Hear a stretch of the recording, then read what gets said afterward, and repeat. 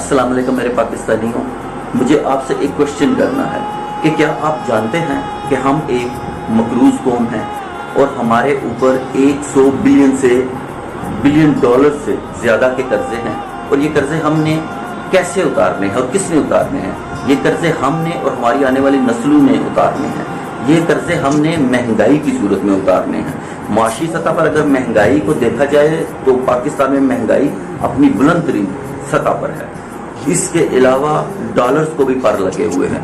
Dollar का rate बढ़ने की वजह से हमारे कर्जों में दो चंद इजाफा हो जाता है। फिर हमें ये कर्ज उतारने के लिए हमें मजीद कर्ज लेने पड़ते हैं। उस कर्ज के ऊपर जो सूद की शरह है उसको उतारने के लिए, जो सूद उतारने के लिए हमें मजीद कर्ज लेने पड़ते हैं। उसके अलावा हमें फिर IMF वर्ल्ड बैंक के पास जाना पड़ता है। फिर हमें उनकी ऐसी शराइत जो कि हमारे लिए काबिल कबूल नहीं और हमारे मुल्की मफाद और कौमी मफाद के हवाले से भी बड़ी ख़तरनाक होती हैं और हमारे मफाद में नहीं होती, वो हमें फिर एक्सेप्ट करनी पड़ती हैं। तो इस हवाले से पाकिस्तान के ऊपर जो ये कर्जों का बोझ है ये आए दिन बढ़ता जा रहा है, और पाकिस्तान के अंदर जो सियासी इंतशार एक फैला हुआ है, आप क्या समझते हैं कि इस वजह से क्या महंगाई कम होगी, क्या गुर्बत बढ़ेगी या कम होगी? किसी भी कौम की तरक्की को उसकी इंपोर्ट और एक्सपोर्ट से देखा जाता है।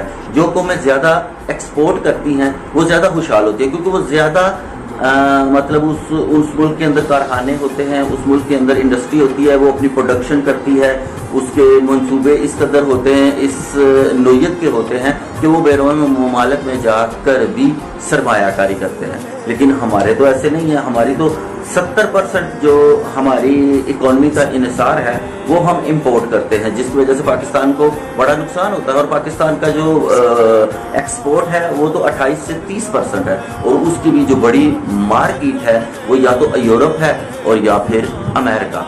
तो इस हवाले से फिर हमें उनकी बातों को मानना भी पड़ता है। लेकिन महंगाई कम कैसे होती है और ये कैसे कम होगी? ये महंगाई उसी सूरत में मेरे भाइयों कम होगी जब हमारे अंदर खुददारी होगी, जब हम इंसाफ के रास्ते पर चलेंगे, जब हम सच बोलना शुरू कर देंगे, तब जाकर ये मामला हल होंगे।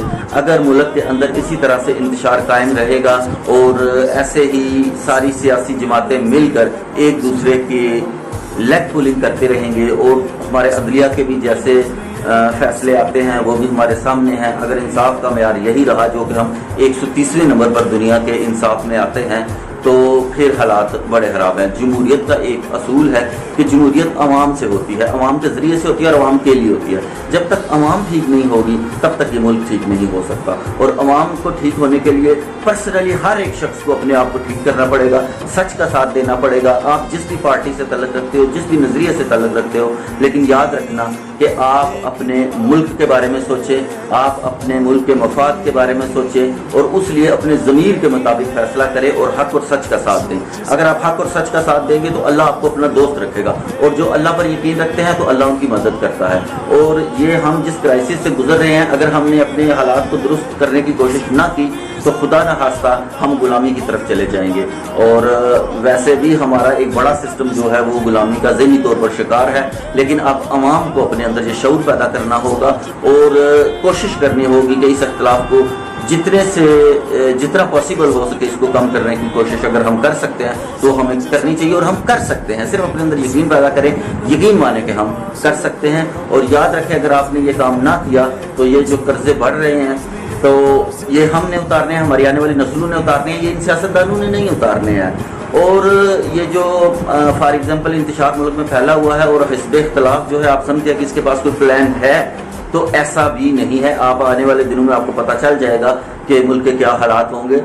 जो हिस्ब इख्तिलाफ अब अगर वो हुकूमत में आती है, अभी तो इसका फैसला नहीं हुआ, तो इसके असरात आपको नज़र आएंगे। उनके पास भी कोई ऐसा प्रोग्राम नहीं है जो बज़ाहिरी तौर पर अवाम के अंदर भी जो तासुर पाया जाता है तो वो अपना NRO जिसका इमरान खान बार बार कहता था, और दूसरा वो अपने कुछ रिगिंग के हवाले से, जैसे आप देखें कि शाह महमूद कुरैशी ने भी कहा कि ये आइन के मुताबिक इलेक्शन कमीशन का फ़र्ज़ है कि वो 90 दिन के अंदर अंदर इलेक्शन कराए, जबकि इलेक्शन कमीशन कहता है कि मैं 4 माह तक इलेक्शन ही नहीं करा सकता। तो इसलिए हमारे अदारे भी ठीक काम नहीं कर रहे।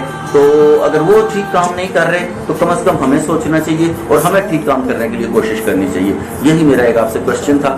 तो मैं ये चाहता हूँ कि आप इसके ऊपर सोचें और हक और सच के रास्ते पर चलें, तो इंशाल्लाह हम कामयाब हो जाएंगे। शुक्रिया।